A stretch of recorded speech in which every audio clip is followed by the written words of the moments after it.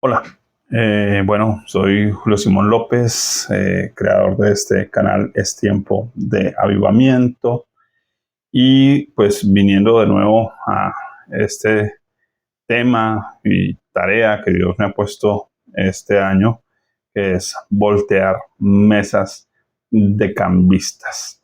Bueno, ya he hablado acerca de eso en otros videos, he hablado acerca del negocio del diezmo.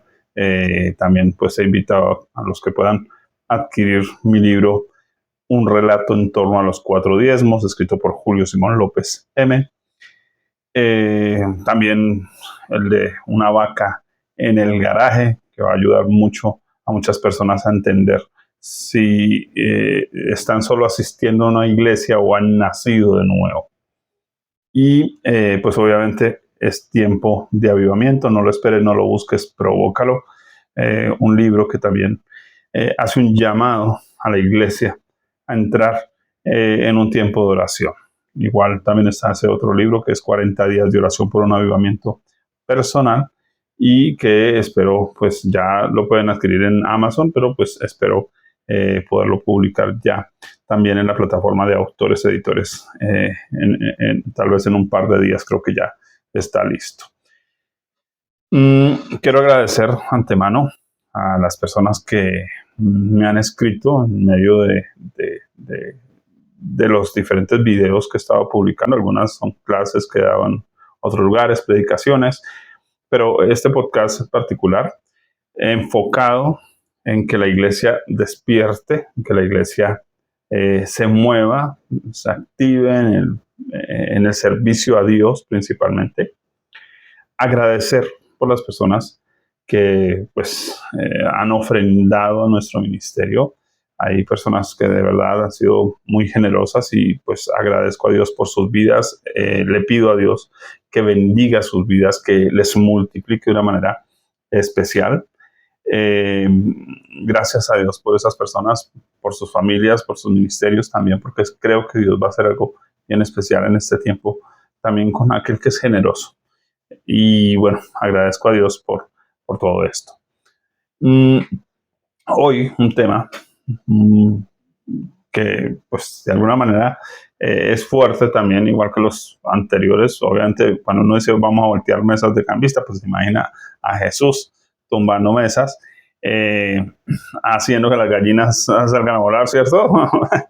Va a haber revolcón y creo que este tema no es menos que los demás en este punto. Ahora, hoy voy a hablar acerca del abuso pastoral. Vamos a hablar de ese tema del abuso pastoral. Algunas cositas particulares, pues siempre aprovecho y bosquejo para que pues el tema lleve un hilo y que pues no se nos desvíe por muchos temas, sino pues que vaya muy centrado. Quiero iniciar para hablar del abuso pastoral y pues tal vez quizás usted lo haya experimentado, de pronto hasta sin darse cuenta, lo ha experimentado.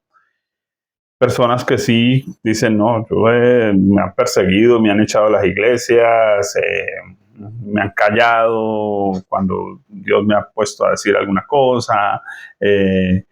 De pronto, pues si Dios los usó a ustedes para ir a advertirle a su pastor sobre, mire, que usted de pronto va a caer, o qué sé yo. Me pasó a mí con un pastor hace muchos años. Dios me inquietó a hablarle a él de cierta situación que estaba viendo con una líder de la iglesia y diciéndole, pastor, pilas, porque usted tiene un hogar, tiene una esposa. Finalmente no escuchó, me echaron de la iglesia, me amenazaron literalmente sacarme a piedra. Después de haber trabajado 3 años y medio en ese lugar, dedicarle de verdad mi vida, 3 años y medio, que mi desayuno era el tinto jugado de la cafetera con un pan, porque me la pasaba metido de cabeza en la iglesia. Visitábamos a los hermanos, orábamos, hacíamos ayunos, bueno, orábamos desde las 5 de la mañana hasta las 8 o 9 de la mañana. Y luego ver el desprecio de todos porque el pastor puso a todo el mundo en mi contra.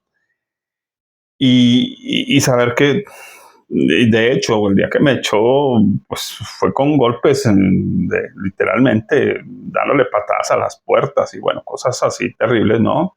Se había remangado incluso.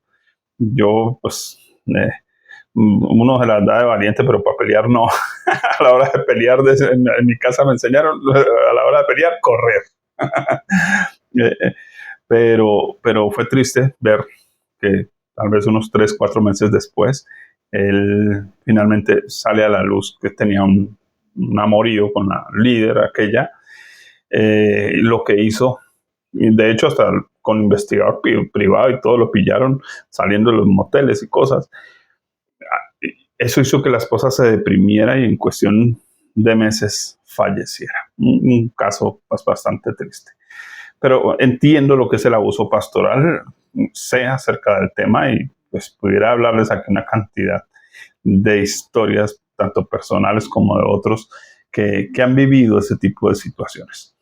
Así que si usted las ha vivido, no está solo. Si usted las ha vivido o las está viviendo, pues creo que este tema le va a servir muchísimo. Y si tal vez no se ha dado cuenta y ha estado viviendo bajo abuso pastoral, pues hoy se va a dar cuenta si ha sucedido. ¿Listos? Uno de mis pasajes favoritos a la hora de hablar de este tema es Juan 10:10, que muchos lo recitan de memoria continuamente. El ladrón no viene sino para hurtar y matar y destruir. Yo he venido para que tengan vida y para que la tengan en abundancia. Por lo general, cuando citamos este versículo, pues mucha gente lo cita de la siguiente manera: el diablo no vino sino a robar, matar y destruir. Y pues uno, como un buen exegeta bíblico, siempre acostumbra a devolver la pregunta es: ¿y ahí dice el diablo vino a robar, matar y destruir? Las personas dicen: no, ahí no dice el diablo. Ah, ok. Entonces no le agregue a la palabra de Dios, porque eso es alterarla. Ahora, ¿usted cree que ahí está hablando del diablo? Y la mayoría de la gente dice: sí, claro, pues que el diablo es un ladrón. Sí, claro, de pronto en otro pasaje, pero en ese, no. ¿Cómo hace uno para saber a quién se refiere como el ladrón en ese texto? Creo que de pronto algunos ya haya visto la explicación en este canal en alguna predicación antes, y se va a dar cuenta de que la mejor forma siempre es leer el contexto, es decir, leer textos antes, versículos antes o versículos después, y eso va a permitir que usted pueda entender de qué se viene hablando. Ahora, cuando usted lee el capítulo 10 de Juan, pues resulta que, pues como la Biblia originalmente no tenía divisiones numéricas ni subtítulos en negrilla, que uno debiera eliminarlos por completo, pero pues obviamente si los elimina va a quedar perdido en muchas cosas, entonces pues nos sirven, pero a la hora de estudiar no nos sirven. A la hora de leer, sí, a ponerle límite a dónde voy a parar de leer, pero a la hora de estudiar, no. Así que cuando hablamos de a la hora de estudiar, usted elimina título, elimina los números y empieza a mirar la historia, desde dónde comenzó el relato. En este caso, Juan capítulo 10 es la continuación del capítulo 9. Eso no es una revelación, pero es importante que lo entienda. En Juan capítulo 9, el Señor sana a un ciego de nacimiento y lo sana precisamente en el día de reposo. Los religiosos se enojan, obviamente, llaman al muchacho, pues que era joven, le piden cuentas. Él dice: un tal Jesús, que yo no lo vi, solo me sanó y salió y se perdió y se fue. No, entonces yo, como no lo vi, pero sé que era ese tal Jesús que nombra a todo el mundo por ahí. Y los religiosos empiezan a chuzarlo hasta que terminó él dándoles supuestamente una lección que ellos no necesitaban, porque eran los teólogos y los profesionales, ¿no? En la palabra. Y por esa razón, entonces, lo echan de la sinagoga. Así que tenemos aquí a alguien que sufrió el abuso pastoral. Lo echaron de la iglesia, ¿no? Por decirlo de alguna manera. Lo echaron del instituto bíblico. Lo echaron. De hecho, qué curioso que lo hayan echado, si se supone que, pues bueno, eh, hasta los papás habían intercedido por él.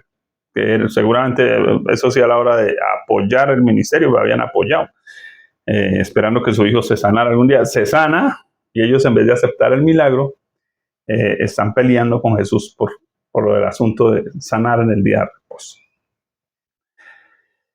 Así que Jesús se lo encuentra, y tan pronto se lo encuentra, ¿qué sucede?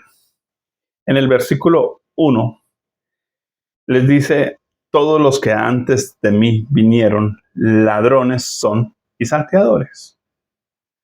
Cuando usted lee el versículo 8, vuelve y dice lo mismo. ¿Quién es el ladrón? Aquel, dice, todo el que no entra por la puerta, ese es ladrón y salteador. Usted puede leer los pasajes en su casa, solo estoy resumiéndolo para introducirlo y dejarlo a usted picado para que usted vaya y lea la Biblia y se dé cuenta que en este contexto el ladrón son los líderes religiosos que se metieron por otro lado, no por la puerta. Y Jesús, en ese contexto de Juan 10, él dice que él es la puerta. Eso nos indicaría entonces que son personas que están dentro del redil donde están las ovejas, las personas, pero que no entraron por la puerta. Como no entraron por la puerta, no son salvos, porque Jesús dice que el que entra por la puerta es salvo. Así que está hablando de personas no salvas, pero que están dentro del redil, y estando dentro del redil, pues las ovejas, animalitos, como son las ovejitas, ven a los seres humanos como si fueran pastores. Para ellos todos son pastores. ¿Sí? Si lo están cuidando, si están ahí, pues para ellos todos los humanos son pastores. Así que lo que Jesús está de forma magistral explicando ahí es que el ladrón son falsos ministros, falsos pastores, o buenos pastores en términos de que no, tal vez no tengan una mala intención, pero que no son salvos. Entonces, como ellos mismos no son salvos, entonces, ¿cómo van a predicar de un Cristo que no conocen? ¿Cómo van a transmitir de una vida de Dios que ellos mismos no tienen? Y obviamente en el contexto nos termina explicando el pasaje, y es que esos ladrones también son asalariados. No les importan las ovejas, porque ellos no dieron su vida por las ovejas. El que dio su vida por las ovejas es el verdadero pastor de las ovejas. 1. 2. Esas ovejas, dice, no oyen su voz. Ahora, ¿por qué la gente no oye la voz de sus pastores? De comillas, pastores. Porque no son las ovejas de ellos. Pero si oyeran a Jesús, seguirían a Jesús, porque conocen su voz y lo siguen. Así que, ¿qué sucede? Hay un conflicto en el ámbito pastoral, y es que hay ovejas que tienen pastores que no son sus pastores, y su verdadero pastor, Jesús, les está hablando, les está indicando hacer cosas, pero ellos se detienen porque los otros pastores, los asalariados, les dicen qué hacer o qué no hacer, cuándo hacer o cuándo no hacer. Y entonces tienen un problema. Sin embargo, a la hora del peligro, esos pastores no van a estar.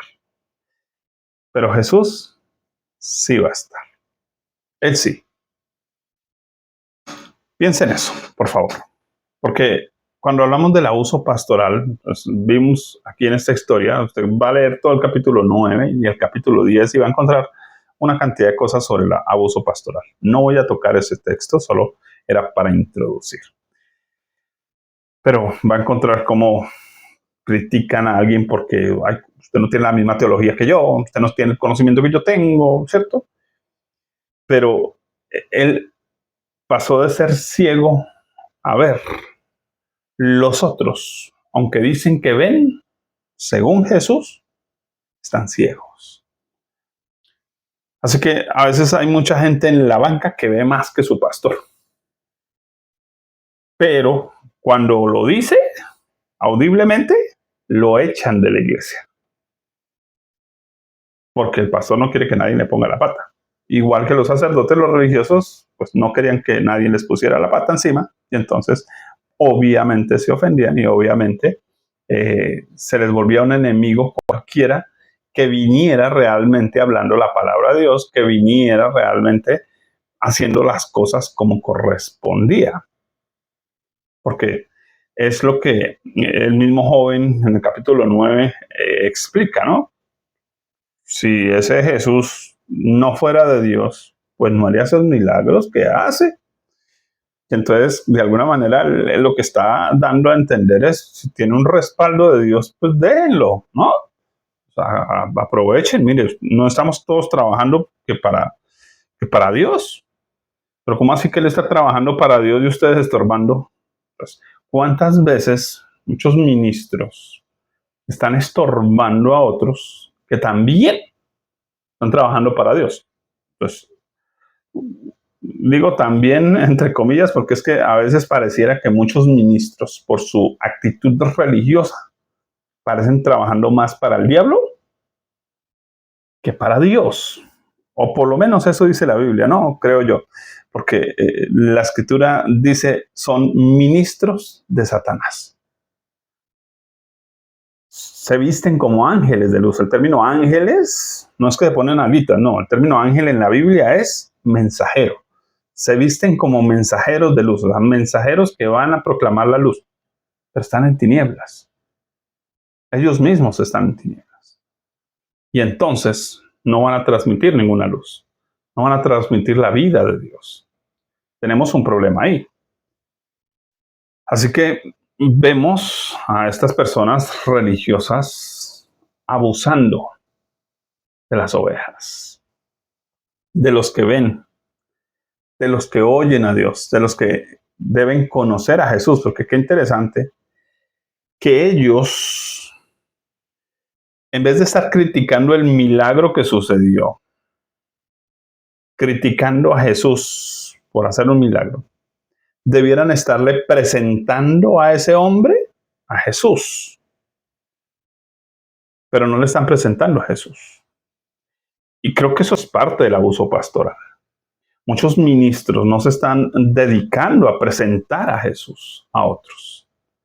Están dedicados a defender sus dogmas, sus teologías, sus experiencias espirituales, a defender su visión, su denominación, a defender lo que ellos creen y piensan a rajatabla, pero no a predicar de Jesús a las personas. Entonces aquí tenemos un joven que no conoce a Jesús y sí ha estado toda la vida en la sinagoga. O sea, ha estado viniendo con su papito y con su mamita a la sinagoga juicioso desde niño y no ha conocido a Jesús. ¿Y cuánta gente tenemos nosotros hoy en las congregaciones que llevan 15 y 20 y 30 años en una iglesia, en una sinagoga, escuchando palabra de Dios y no conocen a Jesús?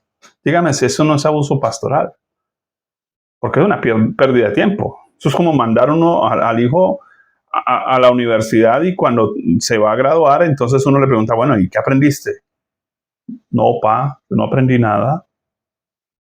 Wow, o sea, perdió todo, primaria, bachillerato, el kinder, el prekinder, y la universidad, y toda la plata invertida, y el tiempo, y los libros, las trasnochadas, y el muchacho no aprendió nada.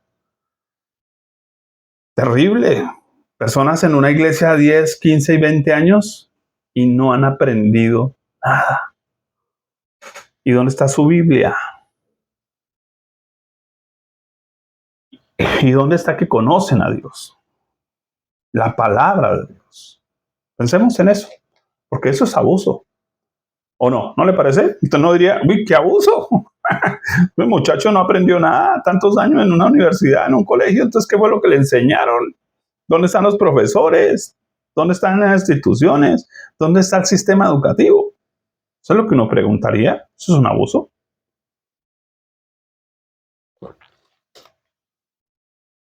Piensa en eso. Ahora, ¿por qué?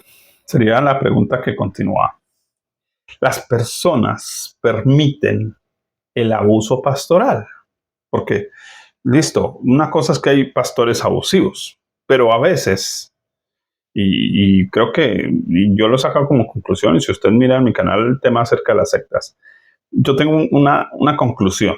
Es que las sectas no se arman por aquel que habla mentiras, sino por aquel que lo aplaude, lo sigue y lo patrocina.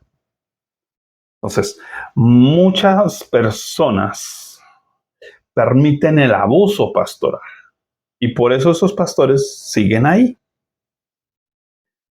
Eso es más grave, porque es lo que Jesús le dijo a los religiosos. Ustedes ni entran ni dejan entrar. Y lo que sí están haciendo es convertir a esas personas en doblemente merecedoras del infierno. O sea, se van a ganar la lotería. ¿Sí? O sea, van a ir al infierno y se lo merecen doble. Eso es una hipérbole, ¿no? En la Biblia, ¿no? Una exageración.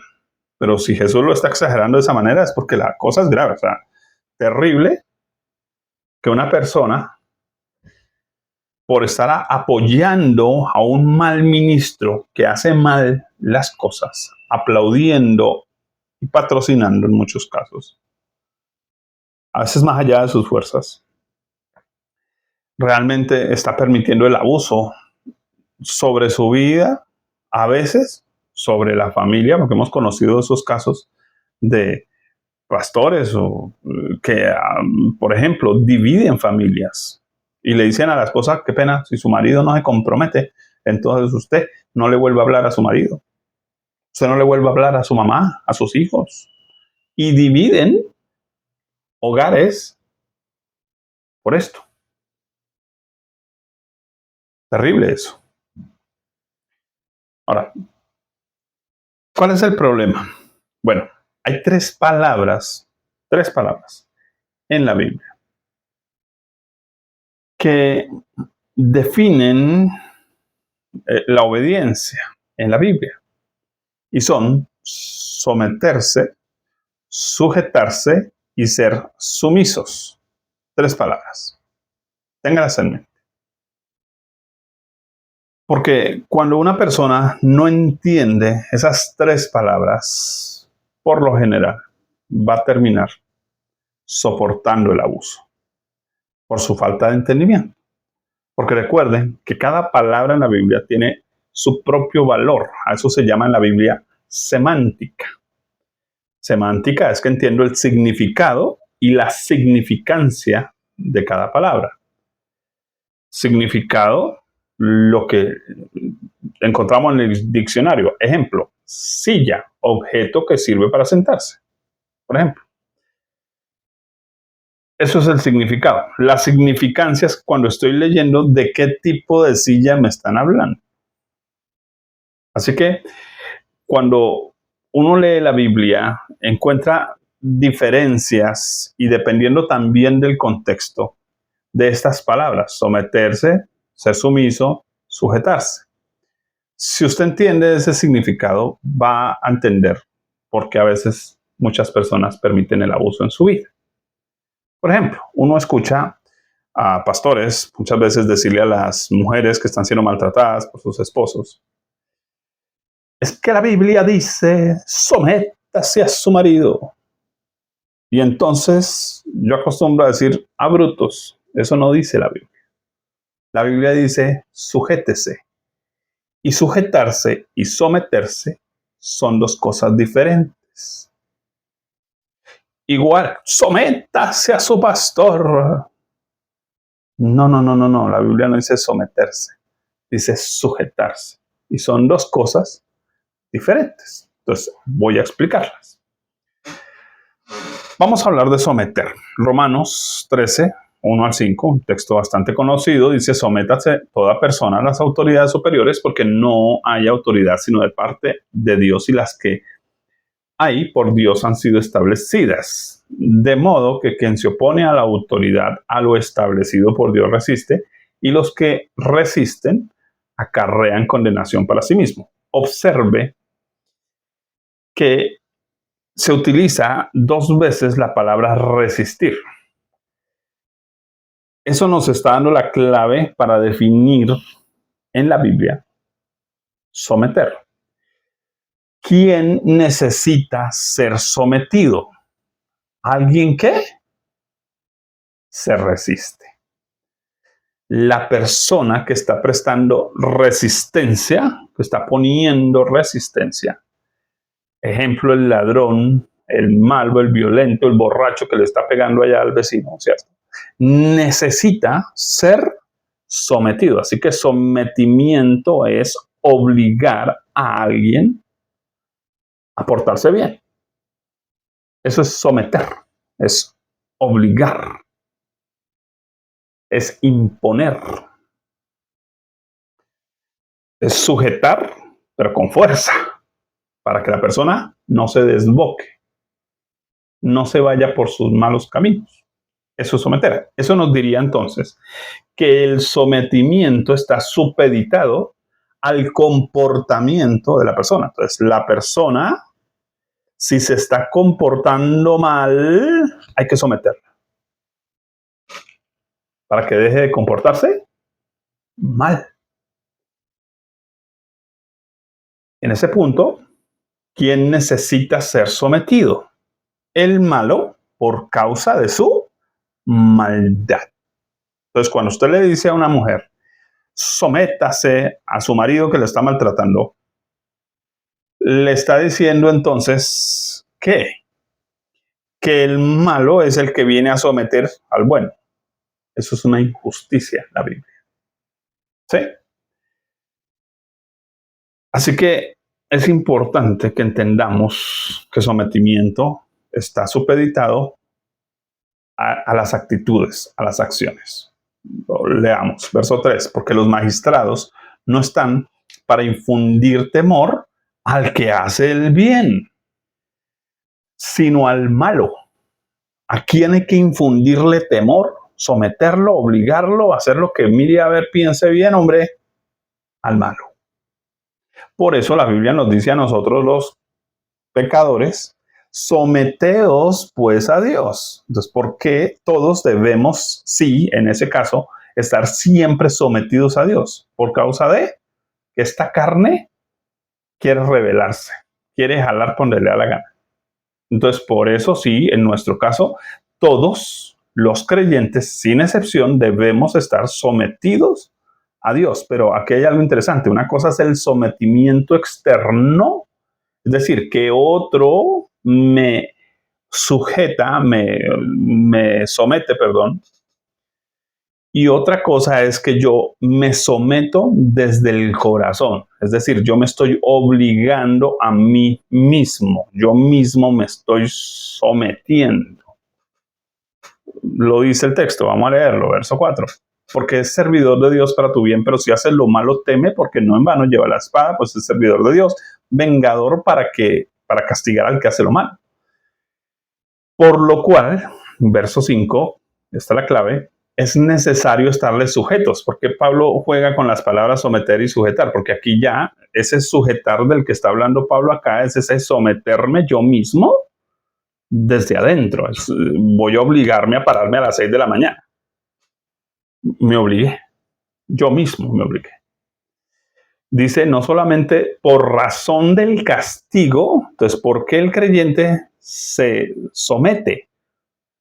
Como no estoy haciendo nada malo, en este término, para que alguien externo venga y me obligue. Entonces, no necesito ser castigado, sino también por razón de la conciencia. ¿Qué es la conciencia? Que yo sé que hay cosas que si no me obligo a hacerlas, no las voy a hacer. Si no me obligo a dejar de hacerlas, no las voy a dejar de hacer. Entendemos someter. Solo por poner un ejemplo, aquí en Romanos. Listo. Hablemos de la palabra sujetar. Someter, obligar. Sujetar es unirme a la visión de otro. Es agarrar la mano de otro, agarrarme del hombro de otro, del brazo de otro. Es unirme con otro. Siempre pongo el mismo ejemplo, discúlpenme si lo han visto en otras de las predicaciones de este canal. No me gusta estar repitiendo ejemplos, pero creo que hay ejemplos que valen la pena repetirse. Si una persona va cayendo un abismo abajo, un hueco, un abismo, a matarse, y a este lado hay un árbol, y a este lado un chamizo, un pedacito de palo ahí seco, la pregunta es, ¿de dónde debiera sujetarse? Sentido común nos dice del árbol. Eso nos está indicando que la sujeción está condicionada al objeto al cual me sujeto. Oiga, eso sonó en verso, ¿cierto? Sin hacer mucho esfuerzo, decía mi mamá.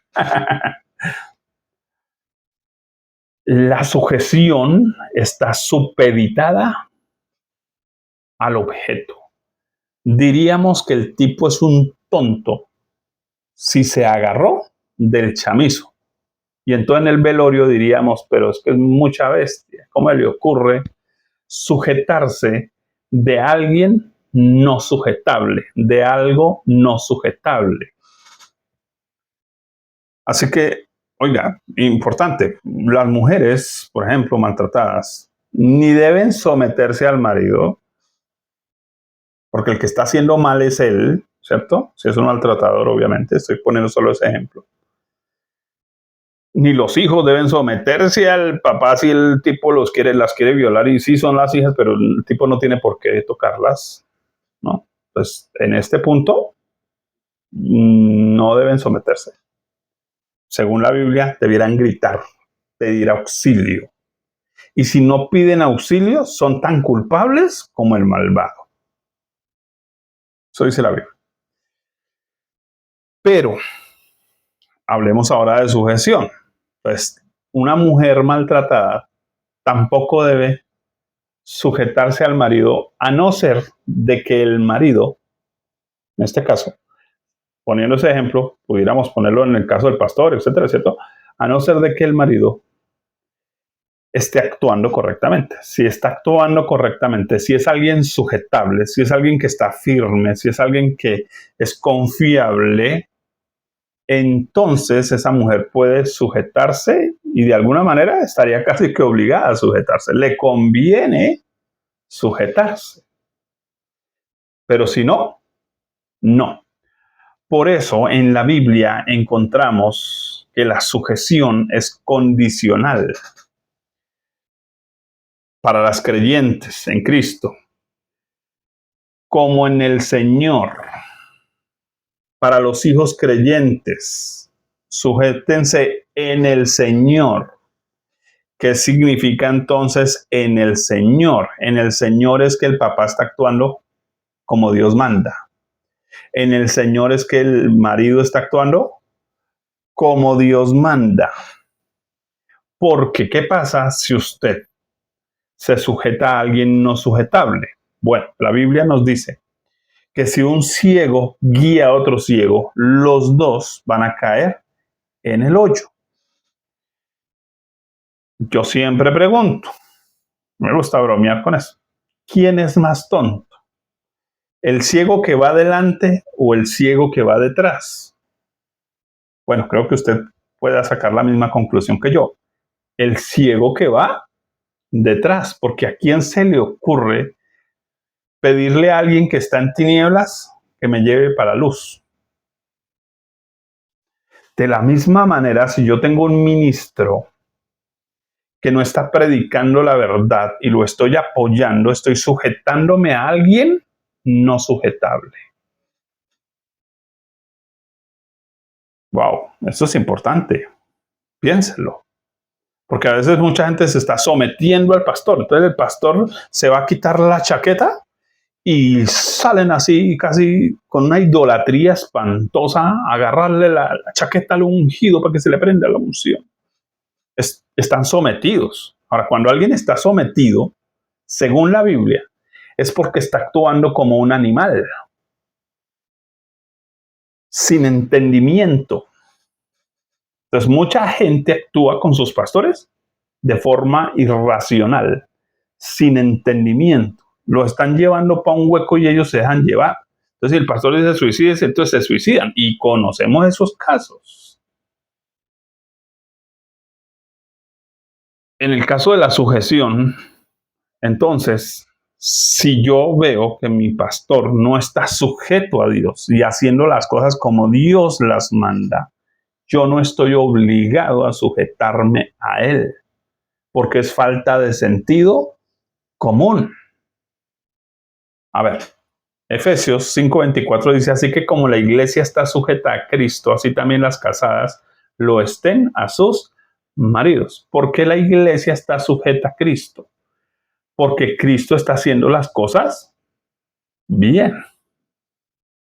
Tiene cuidado de nosotros. ¿Por qué la esposa debiera estar sujeta a su marido? Porque el tipo está actuando como Dios le manda. Voy a poner otro ejemplo. Llevémoslo al ámbito pastoral, porque estamos hablando hoy del abuso pastoral. Hebreos 13:17 dice, obedeced a vuestros pastores y sujetaos a ellos, porque ellos velan por vuestras almas como quienes han de dar cuenta, para que lo hagan con alegría y no quejándose, porque esto no es provechoso. Observa usted aquí, obedecer a los pastores, sujetarse. ¿Ve la condición? ¿Dónde está la palabra condicional? Ustedes saben cuál es la palabra condicional, ¿cierto? Porque. Porque. Discúlpenme. ¿Por qué me sujeto a mi pastor? ¿Recuerda el texto? Búsquelo, léalo. Hebreos 13:17. Ellos velan por vuestras almas. ¿A qué pastor me sujeto yo? A uno que vela por mi alma. ¿Qué es alma? Mente, emociones, voluntad. A alguien que está trabajando para que yo aprenda a pensar correctamente, que yo tenga emociones sanas y que tome decisiones correctas. Pero note que no dice que vela por vuestras billeteras, porque hay, en el abuso pastoral, de verdad, hay iglesias que ya no hay ya el solo sobre del diezmo, no. Diezmo, pro templo, misiones y objetos especiales. Y para los cumpleaños de los hermanos. 4 o 5 sobres. Eso ya es un abuso. Están velando es por el bolsillo de la gente. Cuando no llega el hermanito, entonces llegan ahí, se van a cobrarle, como enseñé yo en mesas de cambista, el abuso del diezmo.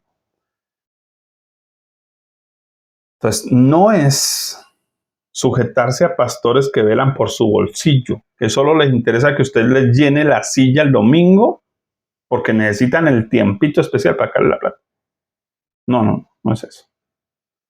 Que velen por vuestras almas como quienes han de dar cuenta. O sea, que tengan una actitud responsable. ¿Qué significa una actitud responsable? Que realmente lo estén pastoreando. No que lo estén esperando el domingo en el culto. No. Que lo estén pastoreando de forma personal. Por eso la iglesia primitiva no tenía un pastor a cargo de una iglesia, sino muchos obispos y ancianos que se encargaban de un trabajo personalizado, de ayudar a las personas más nuevas a entender el evangelio, a crecer en su vida espiritual, en su madurez, a hacerse discípulos de Cristo, no de ellos, discípulos de Cristo y que le sirvieran. No adueñarse de las ovejas, no apropiarse del tiempo de las ovejas, ni de la plata de las ovejas, ni de la mente de las ovejas, sino que les enseñan a pensar,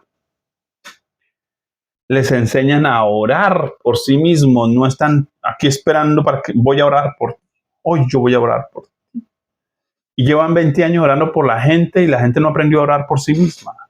Llevan 20 años interpretando la Biblia a la gente y la gente no ha leído la Biblia por sí misma. No. Nuestro trabajo como pastores es que las personas aprendan a depender de Cristo. Aprendan a dejarse guiar por el Espíritu Santo. Sean dependientes de Dios, de su gracia, de su poder, de su amor, de todo, de Dios. De Dios. ¿Sí? Por favor. Ahora, la tercera palabra es sumisión. Pues, sometimiento, obligar, sujetar, unir. Yo me uno a un pastor que tenga una visión, que sepa para dónde va y para dónde me lleva. Porque ahora, perdóneme, hago un paréntesis. ¿Para dónde me debe llevar un pastor? ¿Para hacer una macroiglesia? No. Eso no.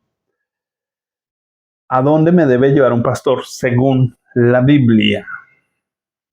Bueno, la Biblia dice que nuestros maestros no se pararían adelante de nosotros. No. La Biblia dice que nuestros maestros tendrían que pararse, dice, tras tus espaldas y señalarían el camino. O sea, todo el trabajo de un buen ministro es, primero, no va delante de los demás. El único pastor que va delante de su pueblo es Cristo. Los otros somos los pastores que vamos detrás. Y nuestro trabajo es señalar el camino. ¿Cuál camino? Al pastor que va adelante. Decirle a la ovejita, venga, ovejita, usted no se va para allá, ni para la derecha, ni para la izquierda, ni se va a devolver. No, señora. Usted siga al pastor, al que va adelante. ¿A quién? A Cristo. Ese es nuestro trabajo pastoral. Señalar a Cristo.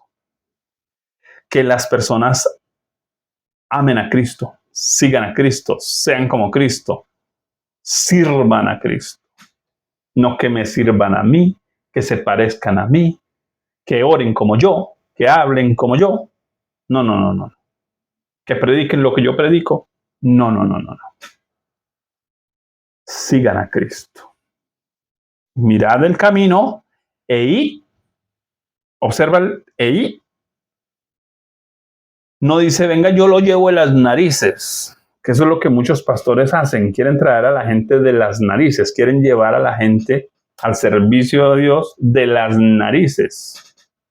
No, la Biblia dice que el pueblo que conoce a su Dios se esforzará y actuará. Entonces, mi tarea como pastor es llevar a las personas a que conozcan a Dios, porque cuando la gente conoce a Dios, se esforzará y actuará sola.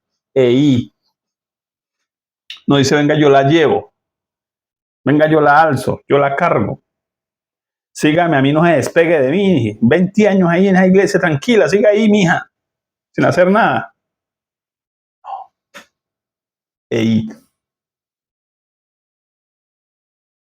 Notamos entonces lo que es el abuso pastoral, porque el abuso pastoral está basado en una mala sujeción. Someter, sujetar, sumisión. Observen el ejercicio que estoy haciendo con mis manos. ¿Qué es este ejercicio que estoy haciendo con mis manos? La sumisión es condicional al conocimiento. ¿Notamos? Sometimiento condicional a la actitud. Está portando mal, toca someterlo.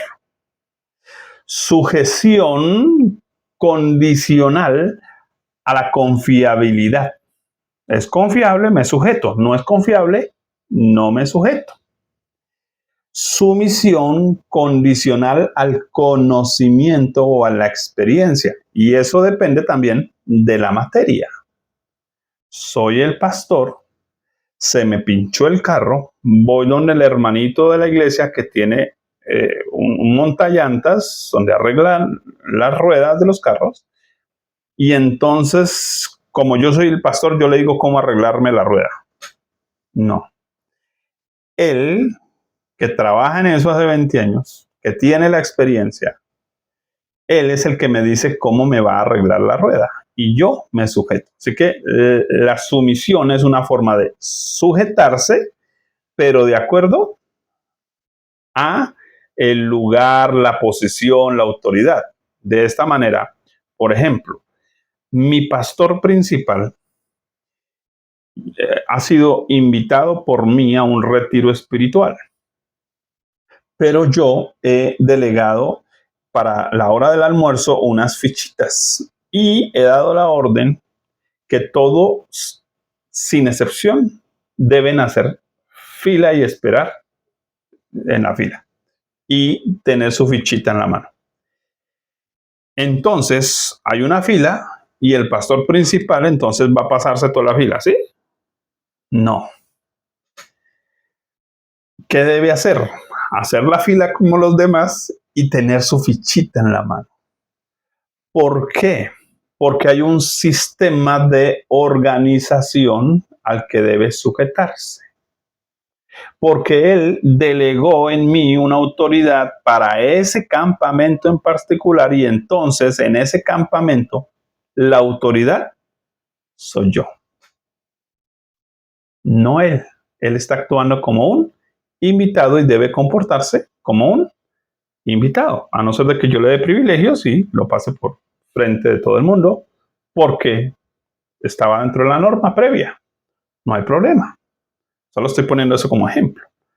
Pero creo que entendemos el concepto de sujeción. Pues yo soy el pastor, pero mi administrador de la iglesia, que es más joven que yo, sabe manejar los números, las calculadoras y todas esas cosas de contabilidad, todo eso, todo eso.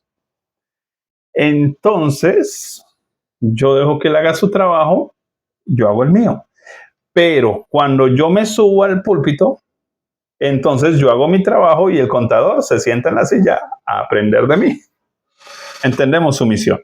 Primera de Pedro 5:5 dice, igualmente jóvenes, estad sujetos a los ancianos y todos, observe, y todos, en este caso está diciendo en sentido contrario, ¿cierto? Los ancianos sujetos a, sumisos unos a otros, revestidos de humildad. ¿Qué es revestidos de humildad? Me quito mi traje, en este caso, si yo soy el invitado y me dicen, pero tiene que ir a servir, entonces me quito mi traje de predicador y conferencista internacional y me comporto como un servidor, me pongo un traje de servicio, me ciño la toalla, mejor dicho, y cumplo mi función. Eso es sumisión. Disculpe.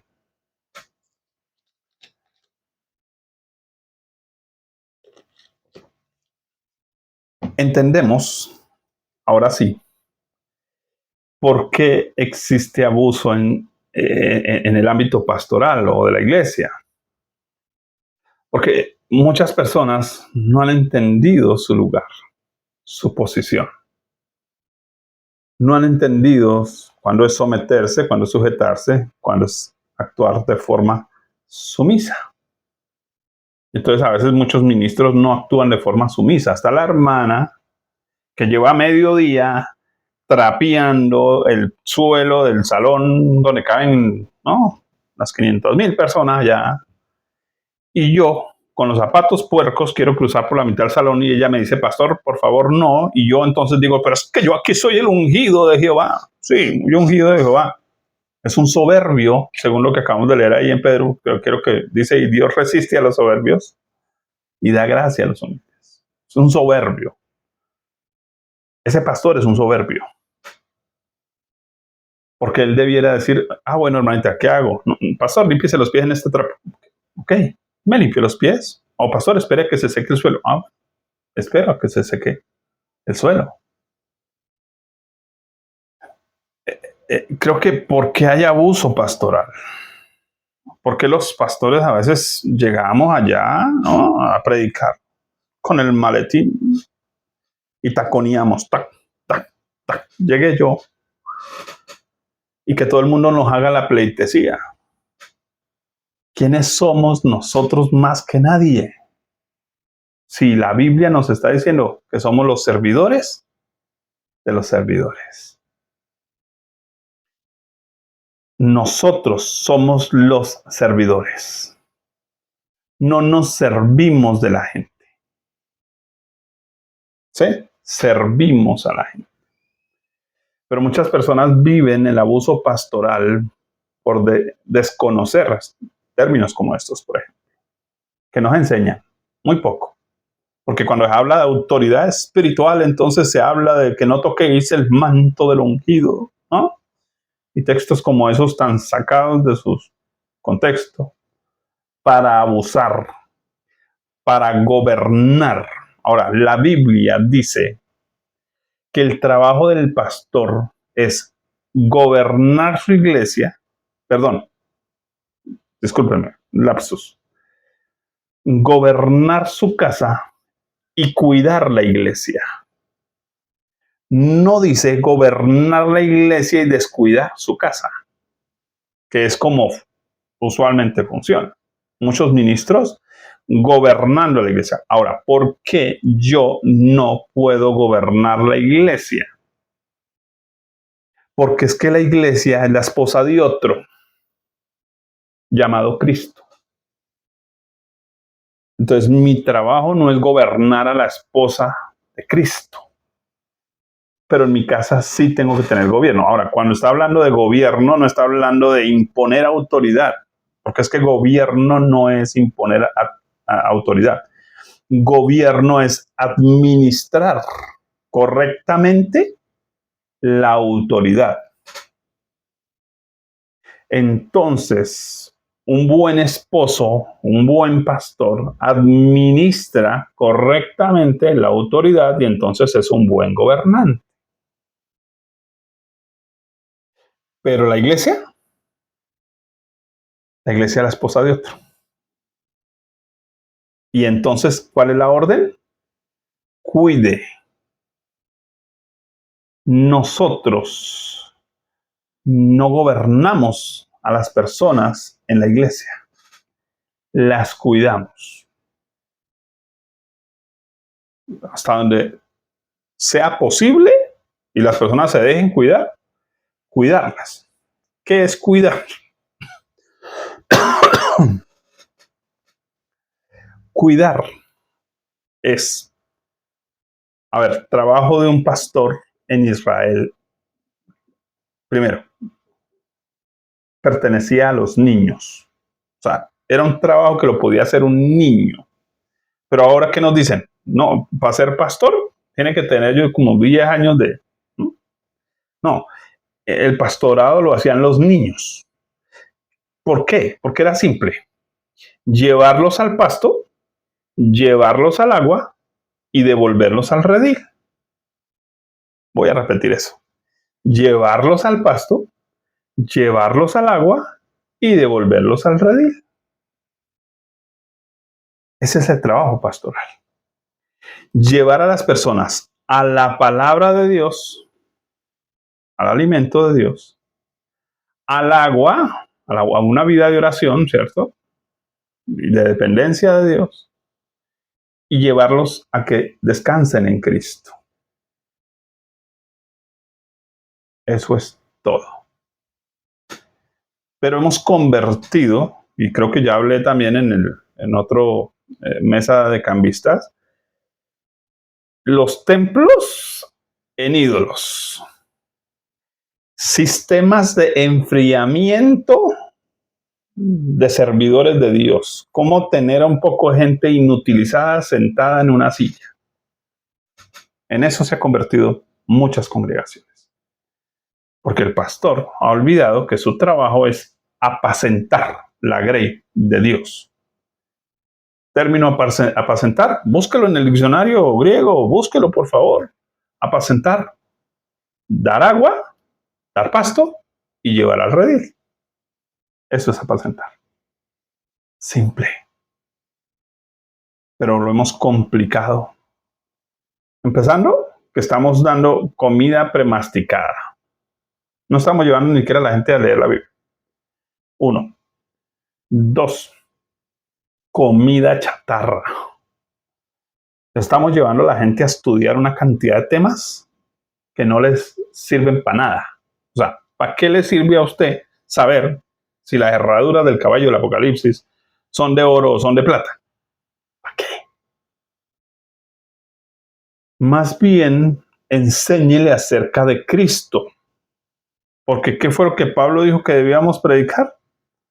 Me propuse no saber entre vosotros cosa alguna. Es decir, no meterme a ver cuánto youtuber en Cuba entré a predicar babosadas. No. Me propuse no saber entre vosotros cosa alguna. No irse a pasear institutos bíblicos y cuantos seminarios le aparezca para hablar de la angelología y demoniología. No. Me propuse no saber entre vosotros cosa alguna, sino, o sea, únicamente a Cristo y a este crucificado.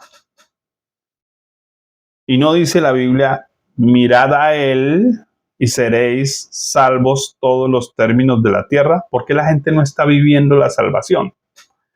Porque le están llevando a la gente no a que mire a Dios, sino mire al diablo, hasta en la sopa, en el pocillo, en la puerta de la iglesia, al lado suyo, en la congregación.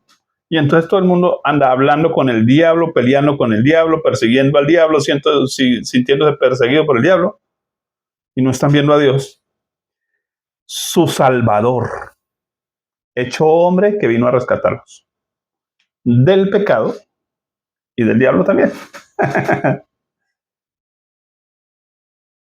Eso es abuso pastoral. Porque estamos usando el tiempo de la gente, usando los recursos que la gente trae, haciéndoles gastar plata en seminarios para temas absurdos, en vez o en lugar de enseñarles la verdad, apacentarlos con la verdad de Dios, la palabra de Dios.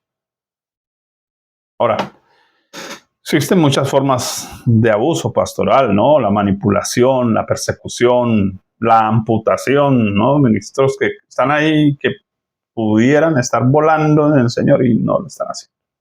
La opresión. ¿Cómo se armó el sistema pastoral en Colombia?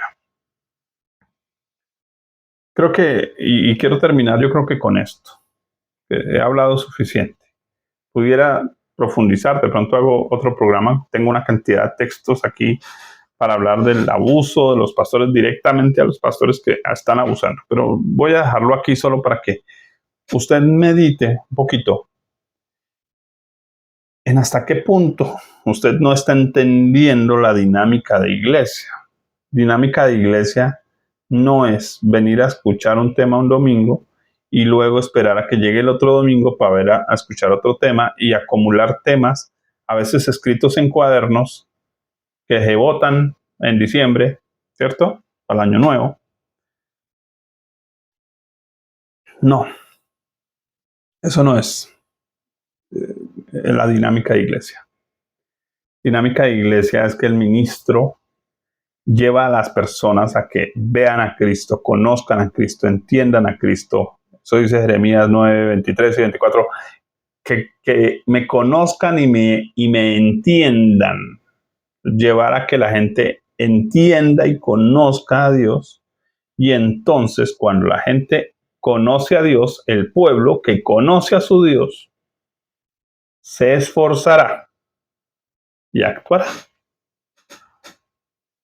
Pero como no estamos llevando a la gente a que conozca a Dios, pues el pueblo ni se esfuerza ni hace nada, aparte de venir los domingos, traerle plata al pastor y luego esperar a que llegue la otra semana y luego la otra semana, ¿cierto? Y ya. Y amén, gloria a Dios, y qué linda la canción, qué lindo el culto. ¿Y qué estoy haciendo con lo que aprendí? ¿Qué de lo que aprendí lo estoy aplicando a mi vida? Y está realmente mi vida experimentando una transformación. Y mi entorno está siendo afectado positivamente por esa experiencia espiritual de vida con Dios, por esa vivencia con Dios. ¿Cuál es el gran lío que encuentro? Y con esto les termino. Disculpe.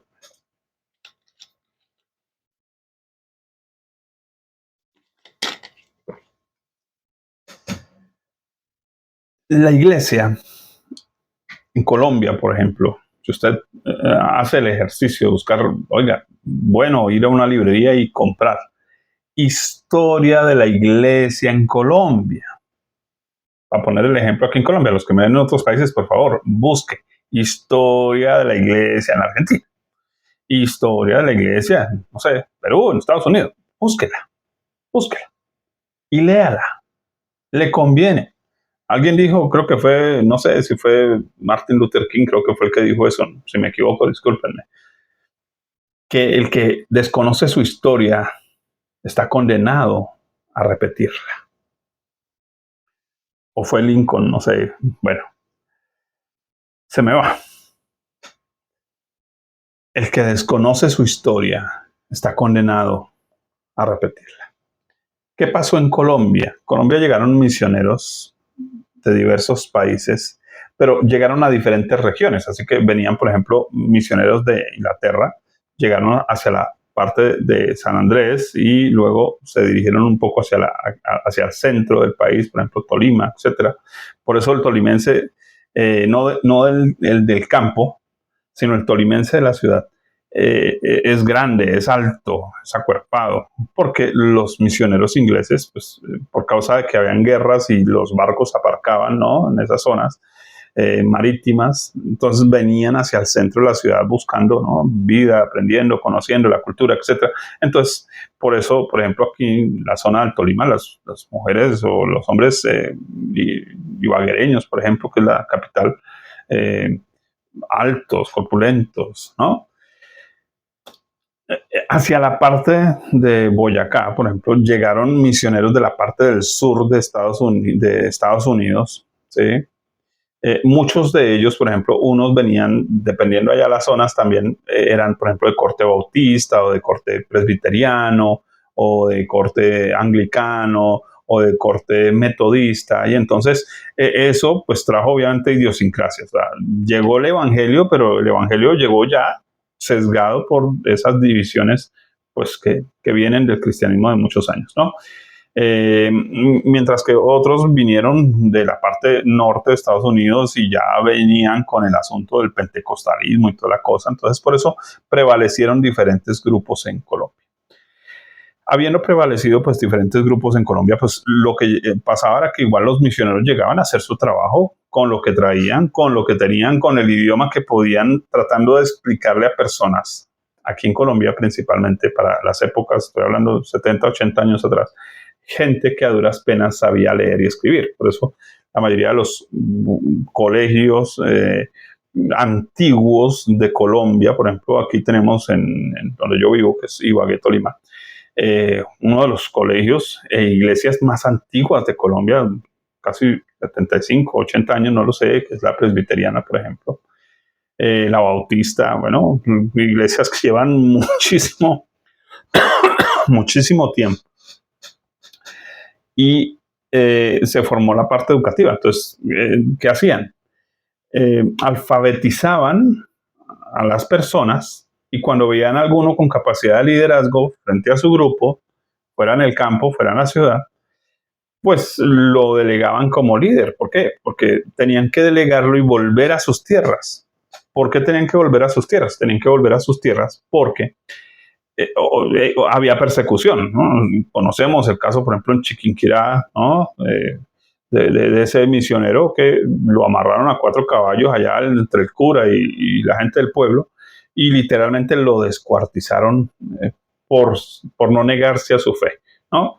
Para poder espantar a los evangélicos y darles escarmiento a los que le habían creído a los evangélicos, ¿no? A los herejes. Así los llamaban, o así nos llamaban, ¿no?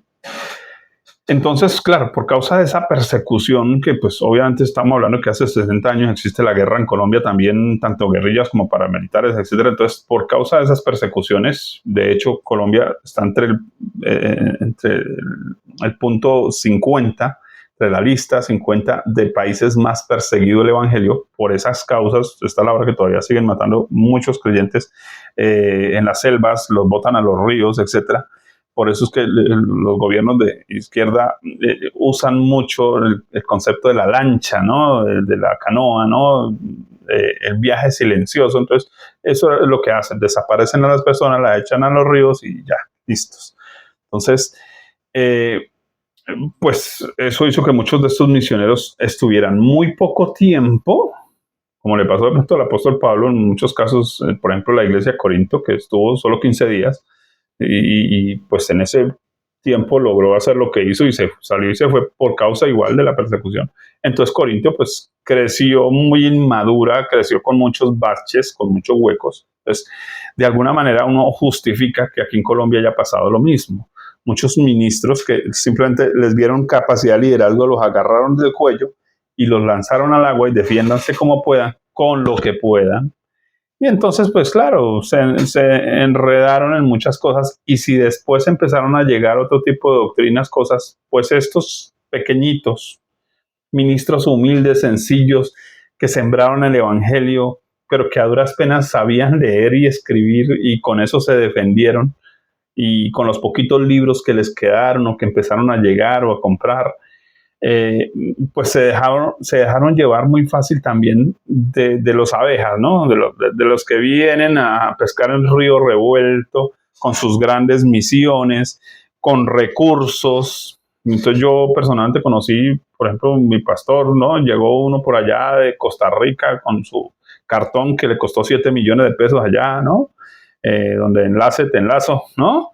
Y como llegó con el cartón de apóstol, entonces ahora ya le quería dar cobertura al mío, ¿no? Es una iglesia de 60 miembros y ya le estaba ofreciendo hacerle planes evangelísticos y pagarle en dólares y bueno, la cosa. Y claro, pues muchos de esos ministros que estaban viviendo en la pobreza, estaban aguantando hambre, pues se dejaron llevar por todo ese movimiento de la suprafe y de la apostasía que vino pues ofreciendo recursos, dólares, ¿no? Y fama y aplauso. Entonces empezaron a predicar lo que la gente quería escuchar.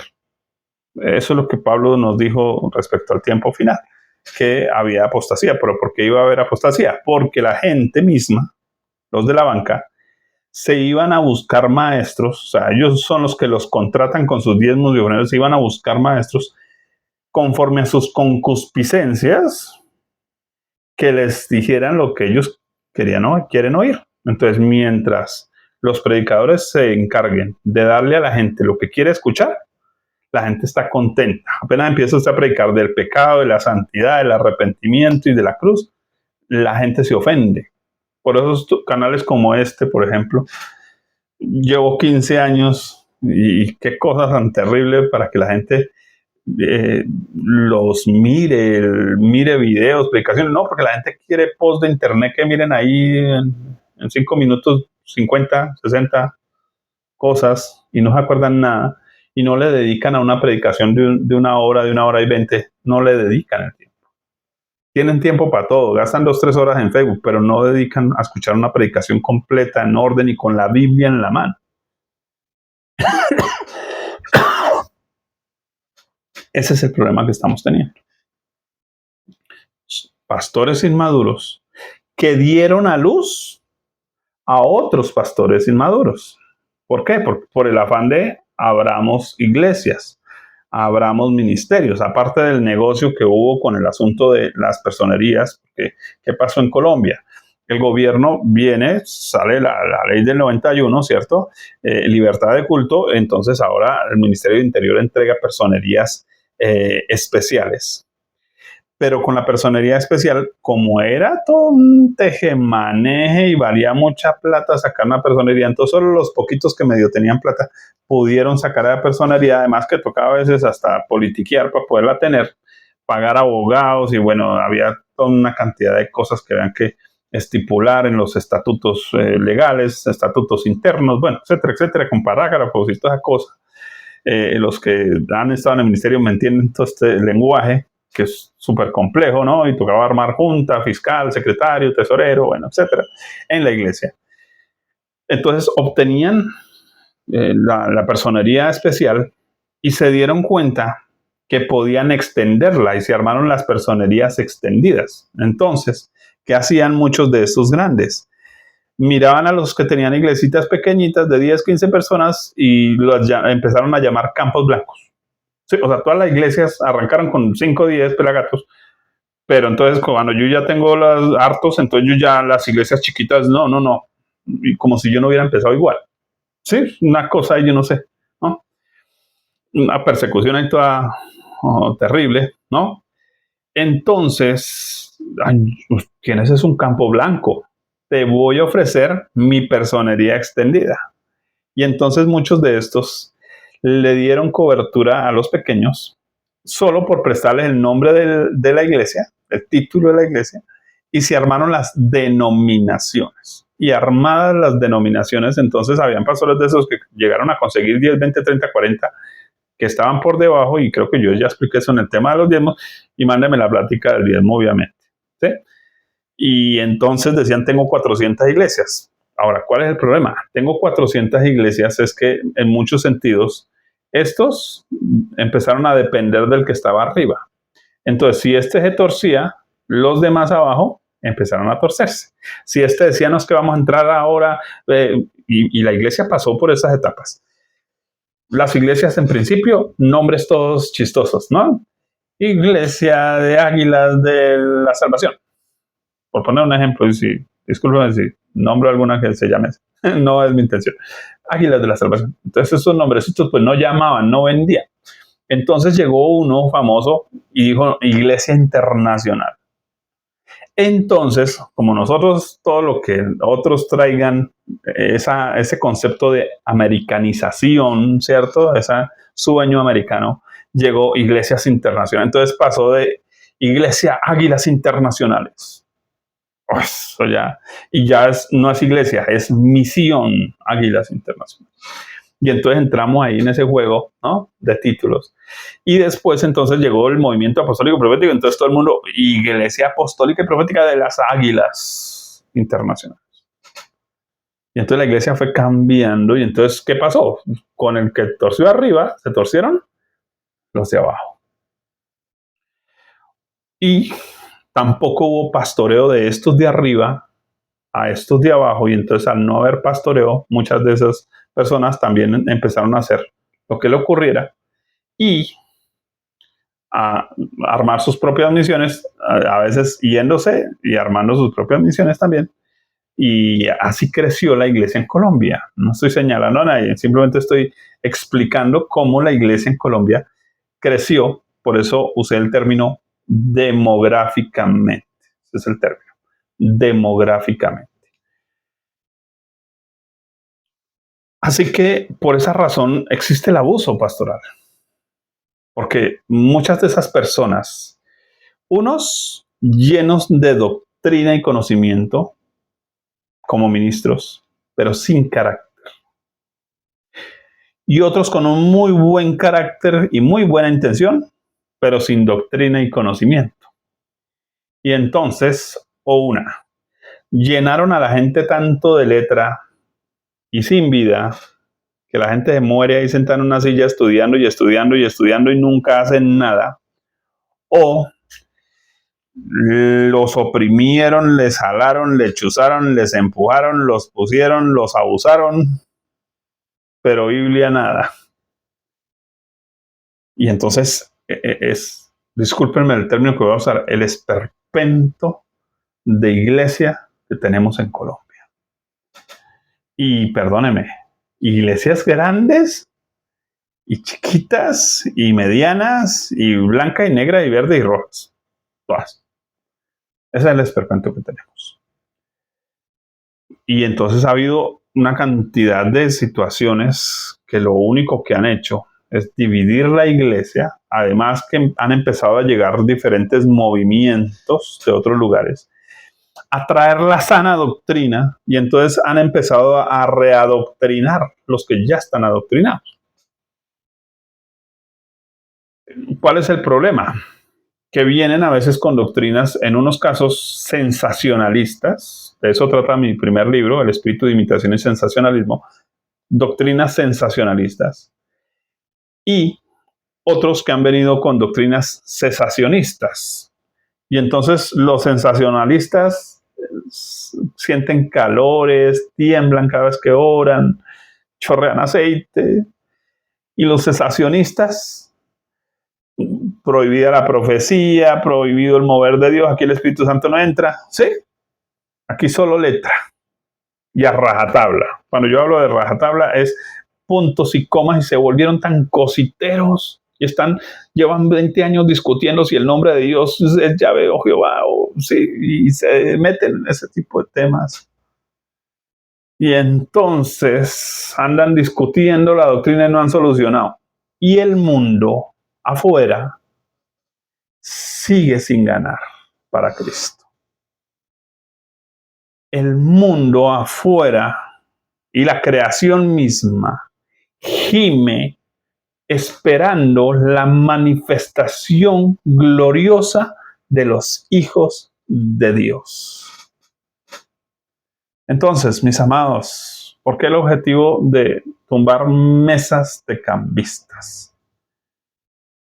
Porque creo que es un llamado a despertar, a sacudirnos tanta religiosidad, doctrinas, costumbres, a darnos cuenta que mucho de nuestro cristianismo fue fundado sobre un sistema piramidal basado en el catolicismo y hemos olvidado que el cristianismo, según la Biblia, es relacional. Usted y yo somos los samaritanos llamados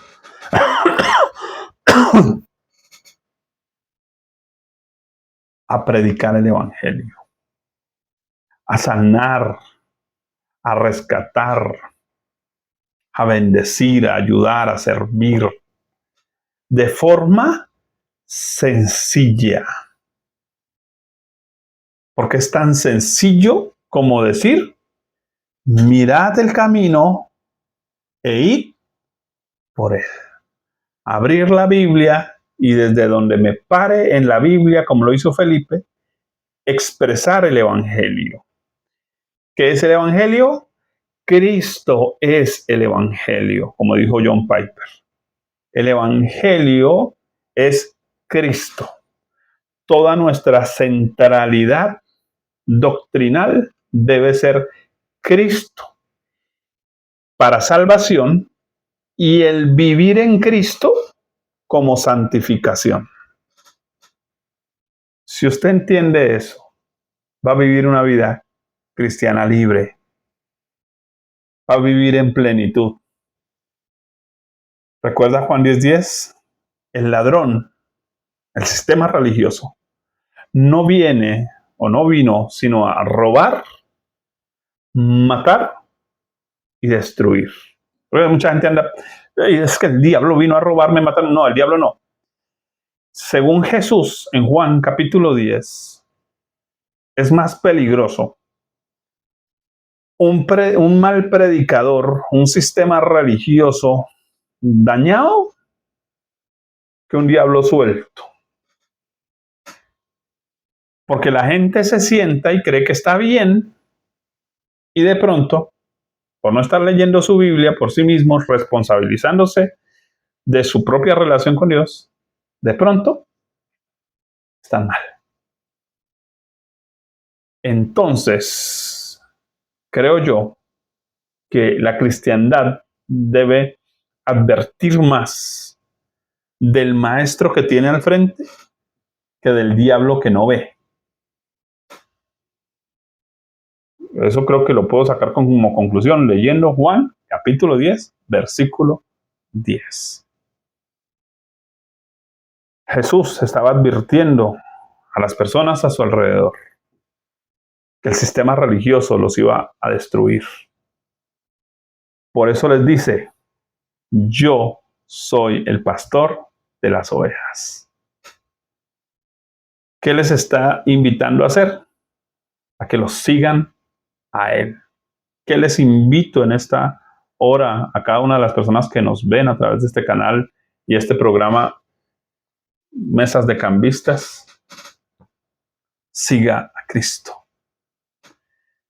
Jesús no dijo sigan a mi iglesia, sigan la cristiandad, sigan la religión evangélica. No. Sigan a mis pastores, a mis apóstoles, a mis profetas, a mis maestros. No. Sígueme. Jesús le está diciendo a usted que me está viendo, porque esto no es para el vecino, no para usted que me está viendo. Sígueme. Y Jesús espera de usted, como dice el apóstol Pablo, fidelidad. Sincera fidelidad a Cristo. Porque él, dijo Pablo, yo no vine a desposarlos con otro esposo. No, venga, mijita, usted no es mi mujer, usted es la mujer de Cristo. Yo solo soy el amigo del novio que vengo a convencerle a usted que Cristo es el mejor novio. Eso es Paracletos, esa es la obra del Espíritu Santo. Mijita, sígalo a Él, a Cristo. Yo no soy su pastor, mijita. Cristo es su pastor. Eso hay que decirle a la novia de Cristo. Eso le estamos diciendo a la novia de Cristo en este ministerio. Iglesia, usted pertenece a Cristo. No pertenece a una denominación. No pertenece a una iglesia. Usted no pertenece al lugar donde se bautizó, porque usted se bautizó en Cristo. Ha sido bautizado por el Espíritu Santo, así que su lugar de comunión se llama el Espíritu. Usted no pertenece a 4 paredes de una iglesia, porque ningún pastor humano dio su sangre por usted. Solo Cristo, hecho hombre, dio su vida por usted. Así que usted va a dar cuentas únicamente a Cristo. Su vida le pertenece únicamente a Cristo. Nadie más tiene el derecho de propiedad sobre su vida. Solo Cristo. Su amor, su fidelidad, su pasión, sus esfuerzos, sus recursos, todo en su vida le pertenece a Cristo. Por favor, no se le olvide. Mis amados, vamos a voltear mesas de cambista este año. No sé si Dios me regale otro tema más, no lo sé. Simplemente he estado obedeciendo a medida que Dios me va guiando. Espero usted pueda escribirme en sus comentarios también. Espero que lo haga con respeto. Espero que lo haga en el Señor. Y espero que su vida sea edificada. Yo no le estoy diciendo no se congregue, que no vaya a una iglesia. Al contrario, congréguese, pero sepa lo que está haciendo. Sepa qué hace usted en una iglesia y para qué está usted ahí. Por favor. Gracias también por aquellos que nos apoyan a nuestro NECI aquí en Colombia, 315-690-5504.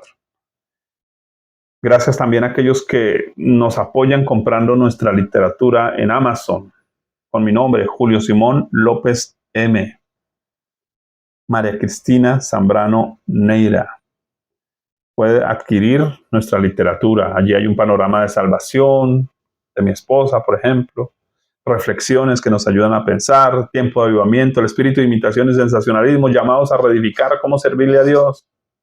Una vaca en el garaje para entender ¿Qué estoy haciendo yo realmente en Cristo? 40 días de oración por un avivamiento personal para que usted pueda encenderse, etcétera. Por favor, equípese, fortalézcase. La Biblia dice: estén firmes, constantes, creciendo en la obra del Señor siempre. Dios les bendiga en Cristo Jesús. Padre, gracias. Bendigo cada persona que ha visto este video, Señor, y oro, Padre Dios, que abra sus ojos espirituales, Señor, para ver. Y oro en el nombre de Jesús, Señor, que puedan desarrollarse en la fe, en seguirte a ti, Jesús, en ser guiados por tu Espíritu y en depender del Padre. Por favor, Dios, cuida de ellos, Señor. Ayúdalos. En el nombre de Cristo Jesús, líbralos de todo tipo de esclavitud, como dice la Escritura: no os hagáis esclavos del hombre. Líbralos en el nombre de Jesús, te lo pido, Padre. A través de tu palabra, dales la libertad que necesitan para avanzar. Te alabo hoy, Dios, que puedan servirte, predicando el Evangelio a otros, Señor, multiplicándose, como dice la Escritura, y crecía la palabra en gran manera. Que crezca la palabra de Dios, que sea multiplicada, Señor, a través de sus vidas, de sus familias, de sus ministerios, en Cristo Jesús. Amén. Y amén. Dios les bendiga, mis amados en Cristo. Nos vemos en una próxima ocasión.